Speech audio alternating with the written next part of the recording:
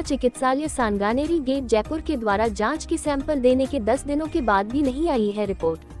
जांच की रिपोर्ट में देरी देखते हैं तो कहीं ना कहीं हॉस्पिटल प्रशासन गलत नजर आ रहा है। शोभा शर्मा के पति नवल किशोर शर्मा का अस्पताल प्रशासन पर एक और आरोप कि सरकारी हॉस्पिटल होने के बाद भी प्राइवेट डॉक्टर का ऑपरेशन थिएटर में क्या काम। प्राइवेट डॉक्टर का नाम रोशनी पांडे बताया जा रहा है, वही पुलिस अपना काम सही तरीके से करते हुए नजर आ रही है। तो ऐसे में अस्पताल प्रशासन पत्रकारों को बोलता है कुछ और पुलिस को बताता है कुछ और। अब मामला सही क्या है गलत क्या है, आखिर डीएनए टेस्ट में क्यों हो रही है देरी। शोभा शर्मा के पति नवल किशोर शर्मा ने एक गंभीर आरोप लगाते हुए डॉक्टर प्रेमलता का नाम किया उजागर, बोले सारा फर्जीवाड़ा।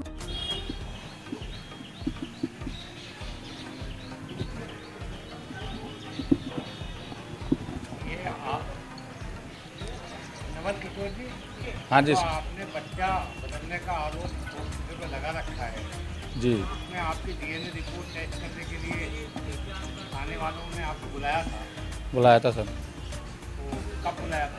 मेरे को बुधवार को बुलाया था इन्होंने, और उसके लिए बयान के लिए सैंपल तो ले लिया इन्होंने शुक्रवार को 17 तारीख को।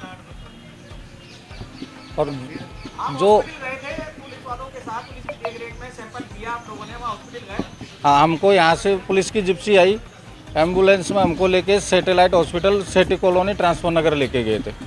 उसके अंदर मिसेज का जो सैंपल लिया था वहाँ के डॉक्टर ने लिया था, और जो बच्चे का सैंपल लिया था यहीं की जो डॉक्टर गई थी उसी ने सैंपल लिया था। यहाँ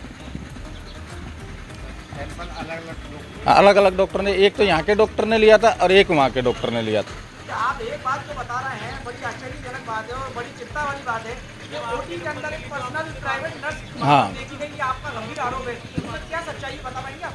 भाई, उसमें ये सच्चाई है कि भाई वो अंदर ओटी के अंदर कम से कम 1.5 घंटे रही है, और वो उस दिन से ना हमारा फ़ोन उठाती है और न वो मिलती है कहीं भी। और ये पुलिस वाले और ये सब ये कह रहे कि भाई उसको तुम उसका नाम बार बार क्यों ले रहे हो, उसको क्यों फंसाना चाहते हो, वो उसका नाम मत लो। बोले रोशनी पांडे, वो रहती है प्रेमनगर आगरा रोड ही है, लेकिन वो कह रही कि वो पुरानी सोनोग्राफी के अंदर और वो ओटी के अंदर कह रही कि बहुत मेरी अच्छी सेटिंग है यहाँ। लेकिन इन्होंने पहले तो उर्मिला मैडम ने बोला कि भाई ओटी के अंदर स्टाफ को बोला कि भाई ये आई क्यों ओटी के अंदर, तो हम इसका एक्शन लेंगे, FIR कराएंगे इसके खिलाफ। लेकिन उन्होंने सुपरिटेंडेंट को बोला, उसके बाद में पता नहीं कोई नाम नहीं लिया, उसको मैटर को पूरा दबा दिया गया और उससे पूछताछ नहीं कर रहे। अब पुलिस कह रही, पुलिस में वो घनश्याम जी कह रहे कि भाई इसका नाम मत लो, वो बार बार हमको इस चीज़ को प्रेशर कर रहे हैं, वो उसका नाम मत लो तुम बयान में या कहीं भी नाम मत लो उसका, रोशनी पांडे का। इसके अलावा जब आपका डीएनए सैंपल कलेक्ट किया जाना था तो और कोई बात हुई थी? सैंपल के लिए बोला था, जब इन्होंने ये बोला था कि पिछली बार एक लपड़ा हुआ था, उसमें 3 दिन में हमारी रिपोर्ट आ गई थी, तो आपकी रिपोर्ट 4-5 दिन में या 6 दिन के अंदर अंदर रिपोर्ट आ जाएगी,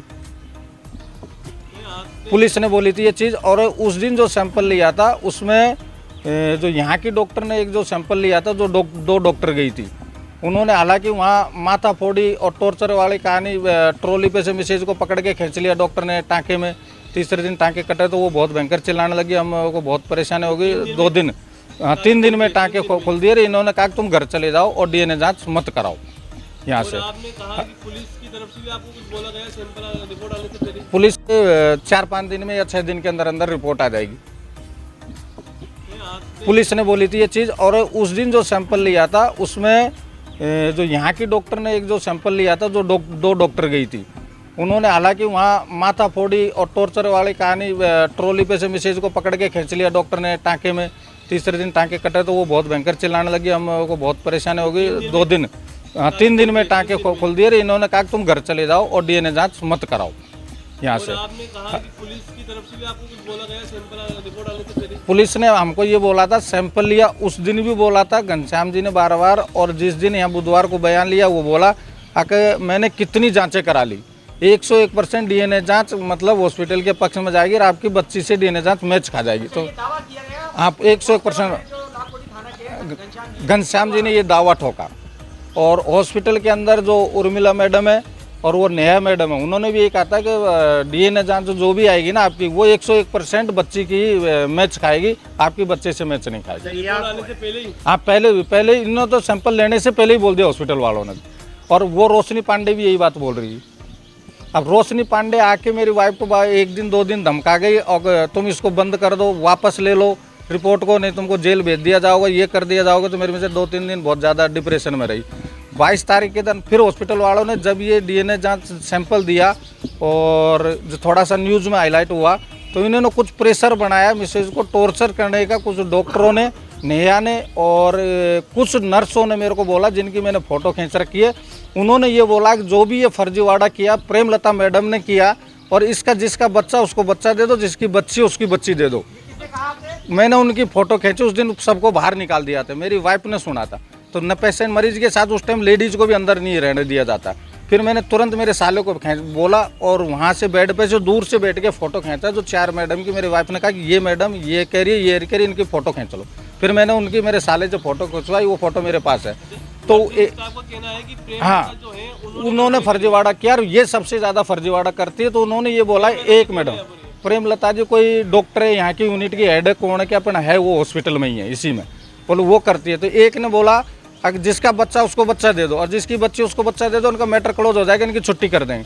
फिर दूसरी एक चश्मा लगाती है मैडम, उन्होंने ये बोला कि अब दिक्कत है थोड़ी सी, जिसको बच्चा लेने जाएंगे तो पहले बच्ची मांगेगा, और ये लोग पहले बच्ची नहीं देंगे जब तक बच्चा नहीं मिलेंगे। तो ये मैटर इनका बहुत ज़्यादा उलझ गया बोले, और मीडिया में हाईलाइट हो गया। तो अपन को अपने बच्चे पालने, इसलिए अपन इसके बोल नहीं सकते, नहीं अपनी नौकरी चल जाएगी। ये अपना सीनियर डॉक्टर है, तो इसलिए हम कहीं बोल नहीं सकते।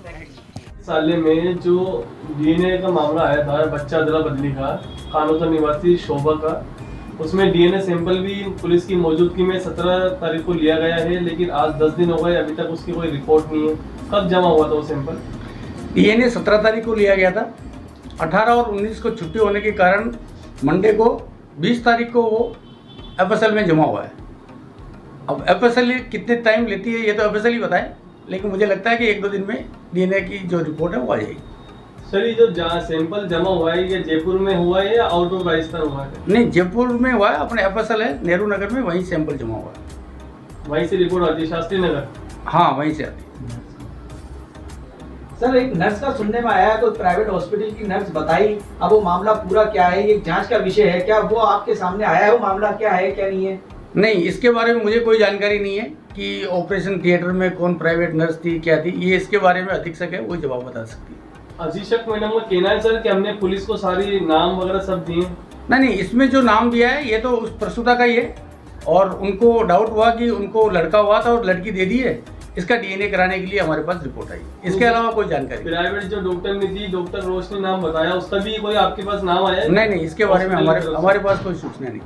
आपके पास कोई सूचना नहीं इसके बारे में?